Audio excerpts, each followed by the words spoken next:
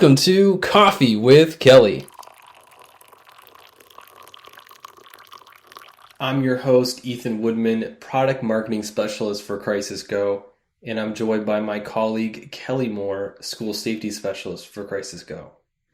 As we near the end of the school year, it's the perfect time to reflect on our accomplishments and take a closer look at how we can make our schools even safer. In today's episode, we're going to shed light on the power of after-action reviews, the significance of safety assets, and how they intertwine with the improvement process and the safety asset management system. Join us now as we go deeper into the world of school safety. Well, good morning, Kelly.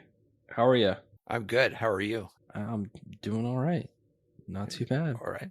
Not too bad. So we are on our 12th podcast, and first we're going to be discussing something around assets. So it's kind of an interesting thing to talk about, something a little more, maybe something that we as schools maybe don't look at as often as we should, right? Right. And that's kind of the message. Yeah, well, I think you have to understand what an asset is, right? Yeah. So what is an asset, Kelly? Let's start there, huh? So an asset really is anything, including systems, processes, items that you consider part of your safety program. Specifically, when you're talking about things that need to be inspected, things that have batteries that need to be charged periodically or checked or maintained, anything that needs maintenance, anything that needs periodic inspections to make sure they're working correctly, those types of things, right? So anything that what I call has an expiration date, and we'll get into that in a little bit more, but something that, and when I say processes, I'm including training, plan development, all of that stuff is all of the assets, everything that you need to do to manage your safety program. Now, are people considered assets? Yes. Do people have expiration dates? Everything has an expiration date. People do have an expiration date, right? And in this context, it's training. Okay. And so if you think you're good with training somebody when they first start and then you never touch them again in an emergency situation, they're not going to know what to do. Rarely, in fact, I can't think of anything within a safety program that is a one-time touch and we're done and we never have to touch or inspect it or see how well it works ever again. There's nothing in your safety program that does that. So, and we talked about the 3 pillars a few podcasts back, being policies, systems, and people. So people being one of the most important things you have within your safety program. In the blog where we talk about this, you mentioned there needs to be a strategic plan. So how does one start to have a strategic plan on organizing these assets, figuring out what is an asset, how to, what is the cadence of, maybe replacing them, making sure they work? What do you suggest? So there's several types of strategic plans that we're talking about here. The first one is when we have a district level strategic plan, you're typically talking about everything, your entire district. What's our strategic plan? What are we going to do in the next year? What are we going to do in the next 5 years? What are we going to do as a district in the next 10 years? And then that gets updated periodically. And this way you can establish like capital programs, remodeling, those types of things, how often we're going to buy a new bus fleet, things like that, that take money, take planning, take a lot of effort. Safety should be part of that overall strategic plan. And we can't typically afford to go out and buy everything we need to get for our school to be as safe as possible. It's pretty expensive. Yeah. There's no doubt about it. But we need to know what our priorities are and how are we going to constantly review what our systems need, what our schools need, and how do we achieve our safety goals in the next 3 years, next 4 years, next 5 years, 10 years, whatever that is. And then how are we going to have the replacement of those things as needed, right? You can't just buy cameras and say, okay, we want to have all of our cameras installed in the next 5 years, and we start gradually putting in cameras. Well, you also have to think about replacing the ones that you have that are, one, outdated, or two, fail because they're obsolete or they just fail and you need to keep them going. If you don't plan for those, then you're not making any headway, right? So that's all part of that strategy. And what we have to do is figure a way that we can monitor those on a regular basis and check their status, check their health status. Are the cameras working? Are the AED working correctly? Are the first aid kits up to date? Who does that? How do we do that? That's the monitoring of those systems and assets that we talk about. I imagine doing that manually would be a pretty extensive process. Yes. Yeah. Especially with what's being required today. Yep. Right. So we're talking about, things that influence or are considered assets when a state or the federal government pushes down a mandate. Well, whatever that mandate is now becomes an asset. And, I'll give you an example. After the Uvalde tragedy, which is a year yesterday, I think. But after that tragedy, there was a mandate from the state of Texas. You have to do what they call a summer survey of all of your doors to make sure that they're working. And prior to the beginning of the school year, they have to be fixed. And you have to look at them weekly to make sure that they're still good. And we have to make sure that's on a weekly basis. So how do we collect that data? When you're talking about every door in every school on a weekly basis, how do you manage that? It gets more and more complicated the bigger your school is. Yeah. Right. And the more schools you have. Now you talk about a large district like the ones in the South where the entire county is one school district and they have 160 schools, 180 schools. Yeah. And now you're talking every door in every school in the county, trying to manage that as one or two people. So obviously you have to conduct surveys. You have to rely on people to do all this stuff. But at some point you have to manage that. And you have to validate that they're actually doing that survey correctly, that they're actually walking up to that door and jiggling the handle, locking it, pulling it shut, make sure there's no problem shutting it, and that it remains locked when you locked it, right? And if there is a problem, you now have to have a process by which you submit a work order to come fix that door, and that door has a priority now. Before you might say, next time I'm out to that school, I'll fix that door. No longer the case, at least in the state of Texas. But you're having to manage all that. So you have those types of things that are coming. You have panic buttons. You have radios. You have training, like we said before. Are all of your teachers trained? If not, when do you do that?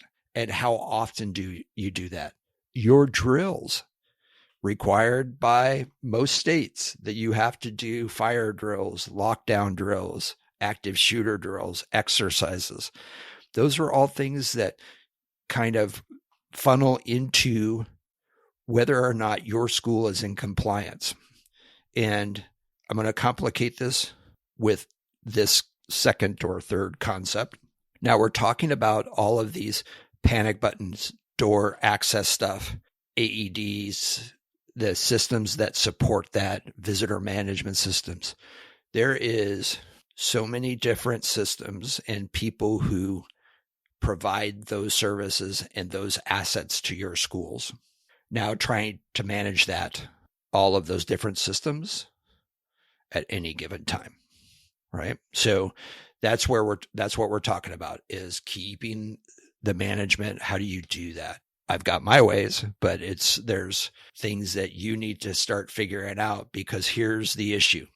If you just check the box and you say, I have access control, I have video cameras, I have visitor management, I have AEDs, I have stop the bleed kits, I have fire extinguishers. You just check those boxes, and then something happens and one or more of those systems fail, assets fail. What do you think the first question is going to be in the lawsuit? Did you check it, that it was actually working? When was the last time you inspected that? Yeah. Yeah, it's great that you had it, but it didn't work. When was the last time you inspected that? So while the primary reason to monitor these assets, understanding what assets you have, is to make sure that they work when they're supposed to work. That's the primary reason. Very close to that reason is to protect your district from lawsuits and saying, I checked this last week and it worked. Something happened between 5 days ago and today that caused it to malfunction, or the teacher didn't shut it correctly. And I inspected it right after and it seems to work. So there you go, right?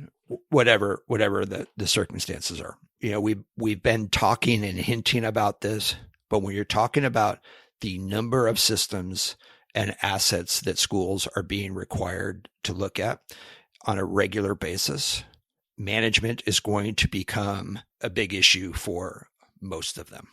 And it's only going to get probably more complicated as we move on, right? It's not going to, the things needed aren't going to go away, and they're not going to subside. You're going to keep getting things added. So that something to manage those is very important. Yep. Yeah. So some system for you to manage that is very important.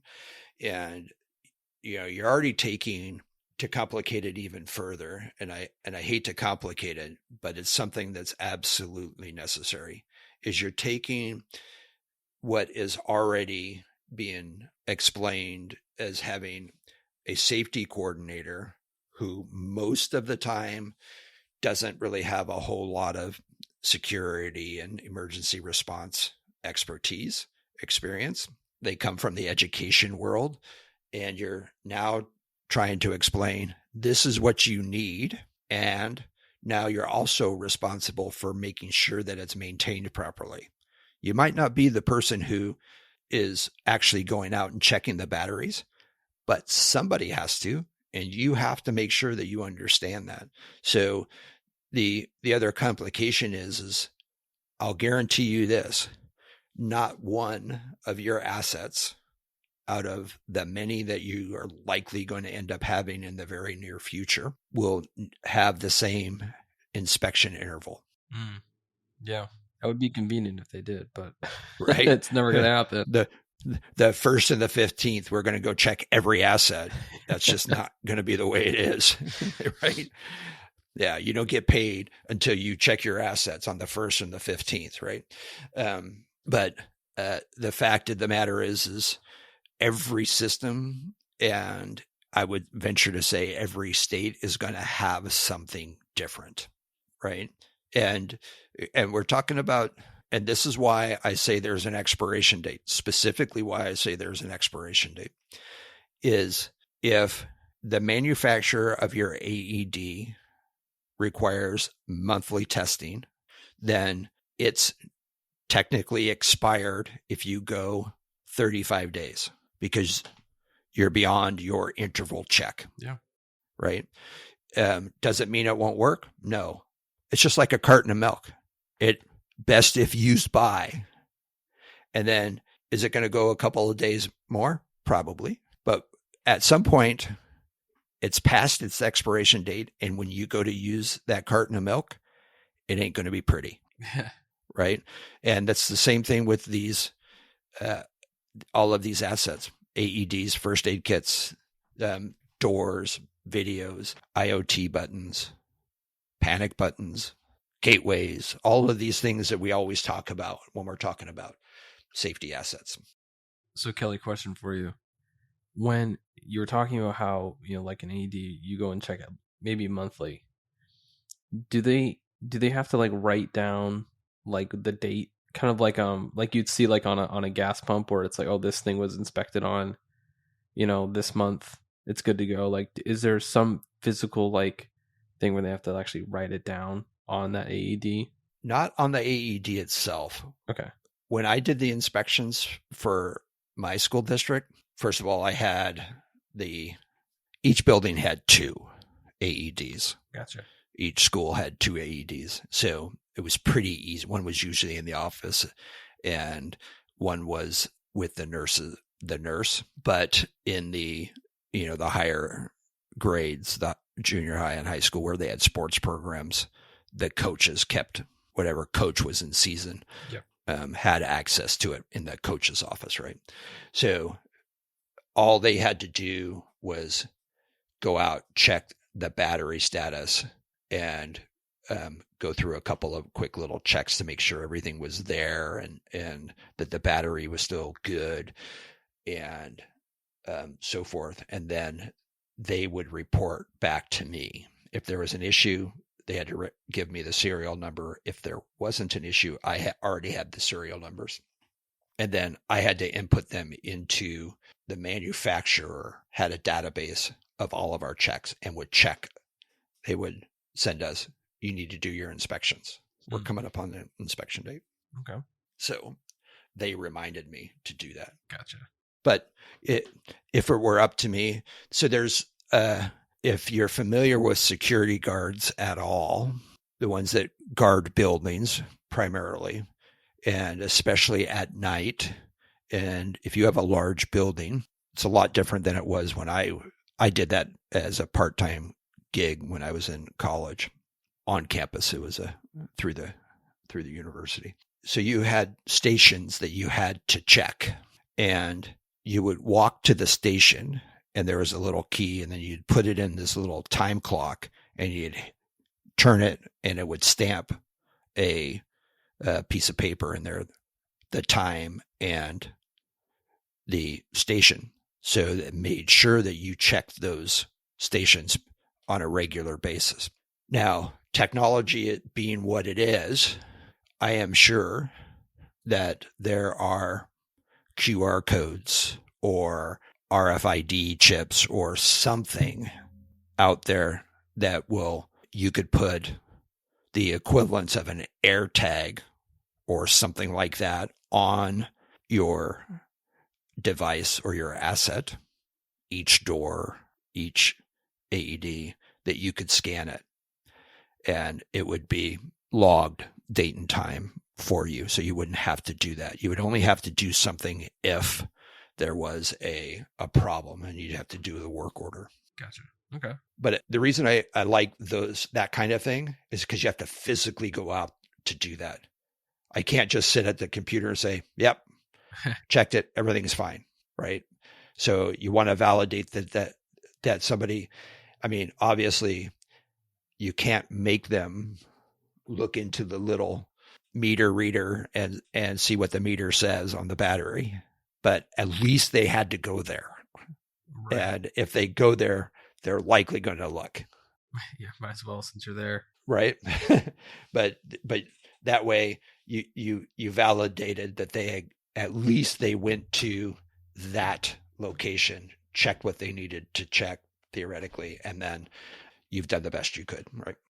So we've been kind of hitting around something called after action reviews, and we've kind of briefly spoke on this before. So let's dive a little bit deeper into after action reviews. Let's talk a little bit about why we brought after action reviews up again and process improvements. So after action reviews are an asset. Yes or no? Well, everything's an asset, Kelly. So Good answer, Ethan. Little gold star.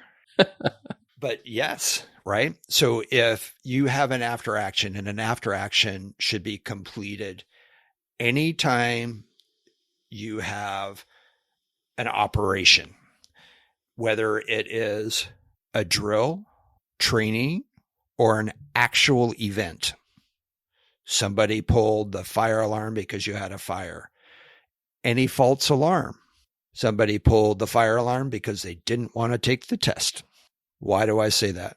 Because every time you do something, we learn.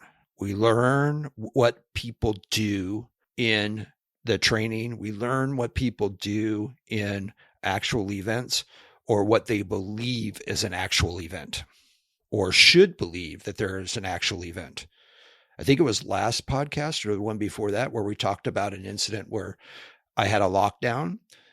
It was an actual lockdown because we had an officer involved shooting across the street from a high school. And one teacher went and locked her door and then continued to give a math test. And when my former colleagues at the sheriff's department went by and saw her up teaching, they asked, why didn't she get this? She got it. Why was she doing that? I don't know. We'll have to ask. So we asked her. Well, nobody told me we were having a drill, so I thought it was a false alarm. That's your first inclination? Is that's a false alarm? It should be just the opposite. Yeah. And, well, I had a math test to give. Yeah, my lockdown takes precedence over your math test. We'll figure the math test out later, right?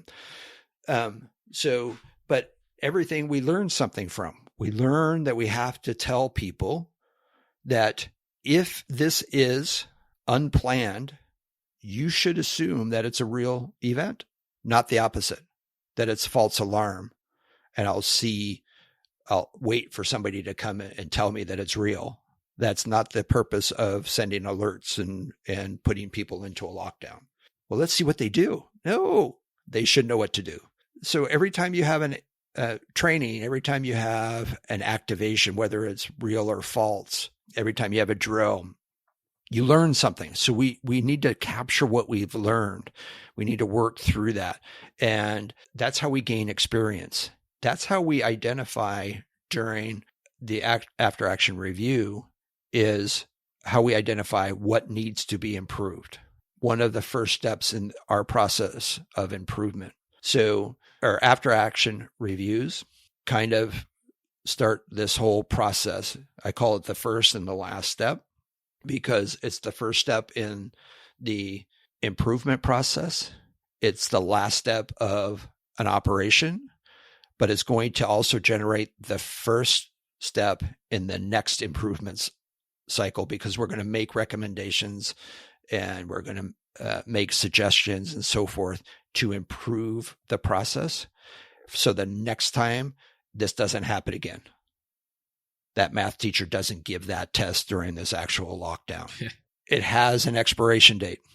As soon as you have this action, you need to review it as soon as that operation is over. And you're really looking for just a few things, right? You're looking to see what went well, right? What do we do once we find out that something went well, Ethan? We say, good job, move on. Yeah, no. Right? We talked about this. This is a test. If we did it correctly, what do we need to do? You need to replicate that. Ethan? No. I'm trying to please. Yeah. You need to ask why it was correct. Did we get lucky, or did we actually do it correctly? Right? Most people only look at those things that we didn't do so well. But we also have to understand that even if we did it correctly or we did it well, we have to understand why that happened.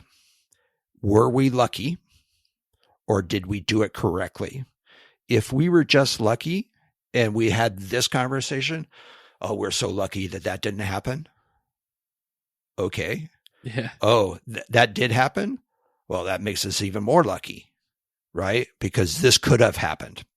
And so you need to try to engineer the luck out of the equation, right? That's a good one. So it's just as important to look at the steps that we did well as it is the ones that we need to improve upon. Those are easy, actually. We can identify those very quickly. Understanding why we did it correctly or how we got there is a little bit more difficult because people don't want to evaluate success, but we have to evaluate success. Sometimes lucky is what you need. Yeah.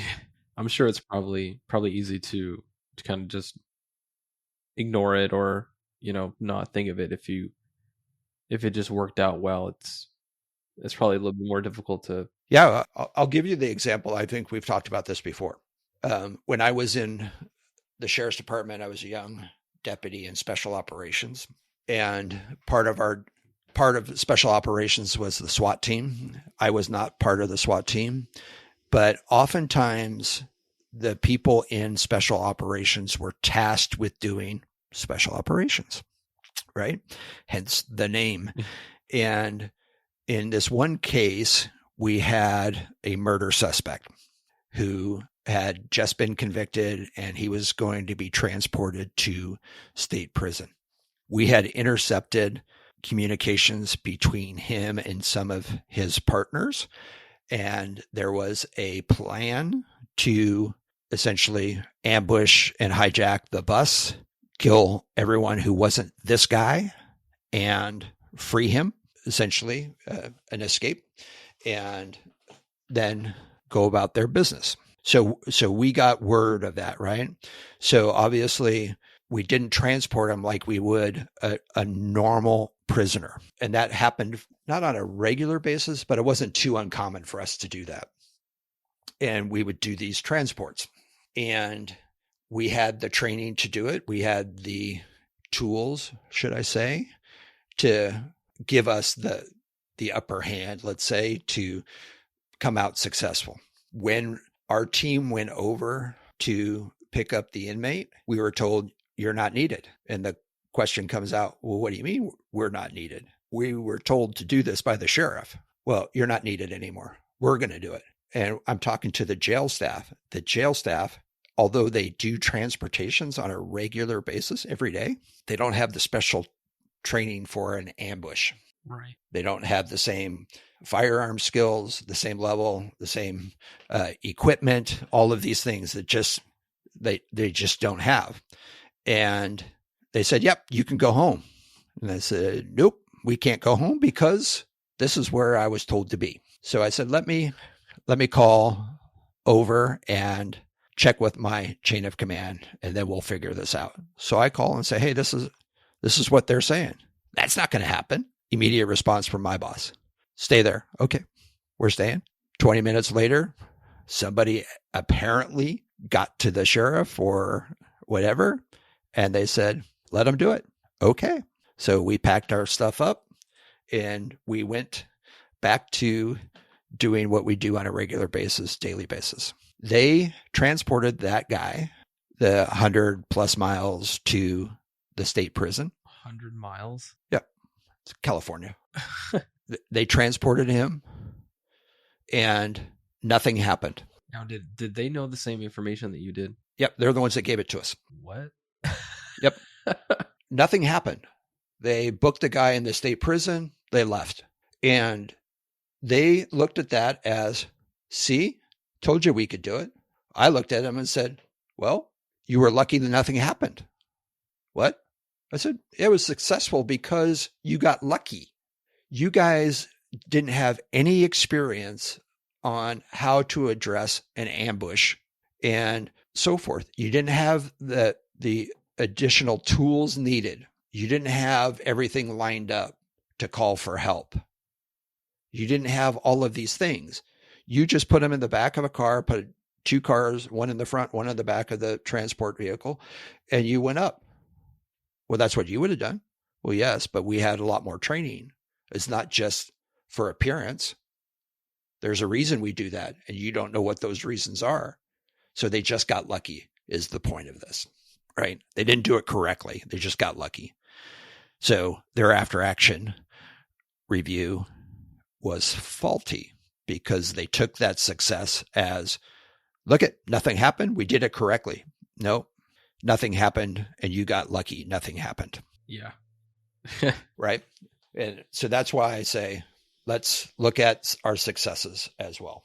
In amongst this process improvement, you, in your latest blog, you talked about that the suggestions and recommendations can come from outside sources as well. So we're talking about parent organizations, casual observations, safety committee meetings. So how does that play into the after action report? So the after action report or review is the review of an operation. So if you're doing an operation with parents and family members and so forth, you want to get their input, right? But what we're really trying to do is establish a formalized, viable improvement process.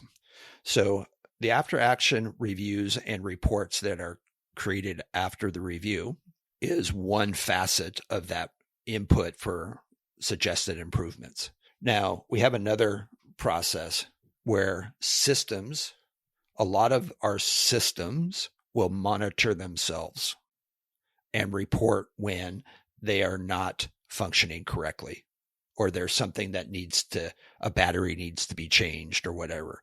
So we have input from there that says this needs to be improved somehow, battery change. It ain't working, so maybe you need to buy a new one or whatever, right? And then we have all of these other people who have input into our systems and our processes and our safety program. So you have first responders. They see something, or you bring them in to review your safety plans, as has been suggested many times. They look at it and they go, okay, this is good, but if you did this instead of that, it might work out better for all of us, right? So you're having these outside groups, your PTAs, your first responders, your mental health people, your community partners, faith-based groups that are going to let you use their buildings, those types of things, and or groups and people. And so you're going to funnel all of those suggestions into that process improvement funnel program, right? Now, I want to make something very clear, and this takes leadership, and that's going to actually be our next blog, and our podcast is about leadership. Just because somebody makes a recommendation or a suggestion for improvement doesn't mean you have to act on it. Doesn't matter how vocal they are about it. If it's correct, make the change. If it's not, and it's not going to make your program any better, or in many cases, it's a detriment. Some of the suggestions and recommendations are detrimental to your safety. You have to be able to say, we're not going to do that. But if they make a recommendation, you should have a process to communicate, thank you for your suggestion, but we are not going to use it, and this is why. I think this is why is really important. It is. Because I feel like in some cases, the communication is, hey, thanks for your recommendation, we'll review it. And then it's like, that's it. Yeah. Yeah. No, there has to be a process. The person, we talked about this before. Yep. In the number one thing that we talk about in after action reviews and so forth is communications, right? One of the most things talked about after the after action review is whatever happened to that recommendation. I know we've done this. I know we said to, is I don't see this anywhere in our new processes, our new plans. Well, because it wasn't a good recommendation. I mean, you can say it differently than that, but it didn't help us any. Yeah. And that's what we're trying to improve. If it doesn't improve, then our safety, then we're not going to use it. We're not going to make changes just for the sake of making changes, because you have this idea that is going to be, you think is great. But I've had many, many conversations with people who made recommendations and said, you know what, that's really not a great idea. This is why. I love that you're thinking about this. I love that you're making these suggestions, but this is why we can't use it. And I have not had a very strong debate saying, you're wrong, Kelly. They usually accept it, and it's like, oh, I didn't think of that. Well, that's why you hired me, right? Is to have those debates, right? And I'll tell you, there were a lot of people who didn't want to allow teachers to activate an alarm. That was a big change, and they said that's not going to happen. And I said, yes, it is. And they go, that's not a good idea. And I said, yes, it is. It's a great idea, and here's why. And I convinced the school board that was a good idea. When superintendents and as assistant superintendents say, don't let them do it.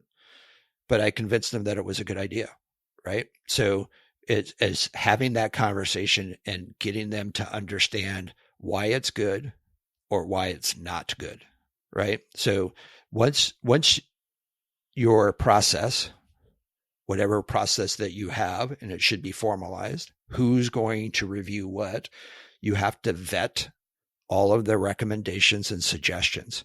You have to look down and evaluate them. Are they going to make us safer? If they're not, move on to the next one. Once those are accepted, the ones that are accepted, now you have to put them into policy. You have to put them into your plans. You have to train them. You have to implement them. And you have to start that whole cycle all over again. And then they become an asset. Then they become an asset. A new asset that you have to monitor. Another question I got for you, Kelly. So, and maybe the answer to this might just be a whole nother podcast or a blog or whatever, but sure, there's some suggestions that probably come in that are pretty identifiable as, not going to be good. And there's some that are going to be like, oh, that's a great suggestion. But what about the ones that are kind of in the middle and you're not really sure? Is there like a formula or a process to know what will be good and what won't be good? Yep. But it's probably pretty extensive, I would imagine. Nope. No? Nope. Is there an easy answer to this? There is. Oh, okay. Let's hear it. Test it. Okay. Right? That's what tabletop exercises are for. That's what drills are for. You can tell on the surface. When we talked about plans and creating plans, you walk the plan, right? You actually physically go through an incident and see what you're seeing from the perspective of your participants. And when I mean participants, I mean the suspect, the teacher, the cafeteria people, the office staff, the custodians, the bus drivers. What are they seeing? You can work through that, right? So you make that plan. Now, you think everything in there is what is going to work. And then you do a drill and pieces of it fall apart. Don't get upset. Make the adjustments, right? We're learning here. This is a learning process. So if you have these suggestions and these recommendations that look good, walk the plan with them. Put your safety team together as part of this improvement process. Put them together and walk through a tabletop. Bring a scenario out that is meant to address those recommendations, suggestions, and see if they work. Takes a little bit of time, an hour, and you can get several of them. You can get through several of them in an hour. You're one step closer to understanding the effectiveness and the efficacy of these changes that you're going to do. And do that before it becomes policy. Yeah. Makes right? sense. So you're not changing policy 6 times to get it right. You're changing policy once a year, right?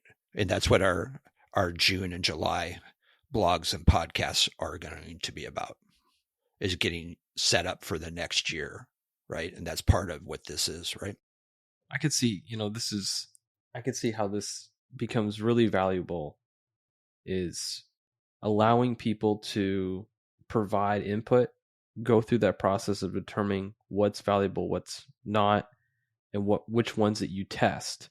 Because I feel like the more that you foster that relationship and that communication, you might find a new thing, right? You might find that new process or that new thing that like really really enhances the safety of your school. Right. So you're always building on new lessons. Yes. Right. So when you're in school, when you're 5 years old and you're off to kindergarten, they don't give you an SAT test. Yeah. Right. So this is what we're doing. We're starting at the beginning and we're working our way through the process so that we understand and we get better every time. Right. And there's a reason we do this, and it's to get better. Right. Ultimately, we want to make our school safer. We want our kids to be in an environment where they feel safe, they can learn, they can achieve their potential, or at least as much of their potential as could be expected in the K-12 environment, and save lives, really, right? There's this reason that we're doing it. So we should be looking at how do we improve all of the time. Is the process improvement process, is that an asset? Yes. Let's track that. Let's work through it. All right, Kelly. So why are we doing all of this? Where does this lead us? Good question, Ethan. Ultimately, we're trying to make our schools safer, right? Yep. We just said that.